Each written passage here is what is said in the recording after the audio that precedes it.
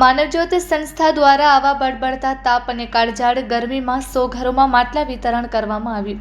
જે લોકો પાસે ફ્રીજ છે તે લોકો ઠંડુ પાણી પી શકે છે, પરંતુ જે ભૂંગા અને ઝૂંપડી વિસ્તારમાં રહે છે, જેમની પાસે એક માટલું પણ નથી, તેવા વિસ્તારમાં માનવજ્યોત સંસ્થા દ્વારા માટલા વિતરણ કરવામાં આવ્યું, જેથી તેમના પરિવારજનો ઠંડુ પાણી પી શકે અને આંતરડી ઠારી શકે। દર વર્ષે ઉનાળામાં માનવજ્યોત સંસ્થા દ્વારા આ કાર્ય કરવામાં આવે છે। બળબડતો તાપ અને કાળઝાળ ગરમી, આવી પરિસ્થિતિમાં જેના ઘરમાં ફ્રીજ છે એ ફ્રીજમાંથી બોટલ લઈ અને ઠંડુ પાણી પી લેશે, પણ આ ગરીબો જે ભૂંગામાં રહે છે, ઝૂંપડામાં રહે છે, એમની કેવી પરિસ્થિતિ હશે અત્યારે। એટલે માનવજ્યોત સંસ્થાએ નક્કી કર્યું કે જે લોકો ભૂંગા અને ઝૂંપડામાં રહે છે એને એક એક આપણે માટલું દઈએ તો એ માટલામાંથી ઠંડુ પાણી પી શકે।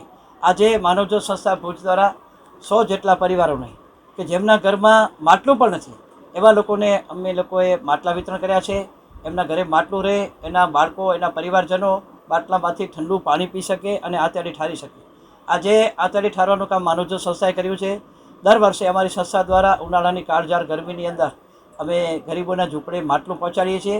આ વખતે પણ આજે 100 જેટલા પરિવારોને અમારી સંસ્થા માનવજ્યોત દ્વારા માટલા વિતરણ કરવામાં આવ્યા છે। આ બધાય પરિવારોના ઘરે એક માટલું હશે અને હવે એના પરિવારજનો આ માટલામાંથી ઠંડુ પાણી પી શકશે, એમની આંતરડી ઠરશે અને અમને પણ ખુશી થશે।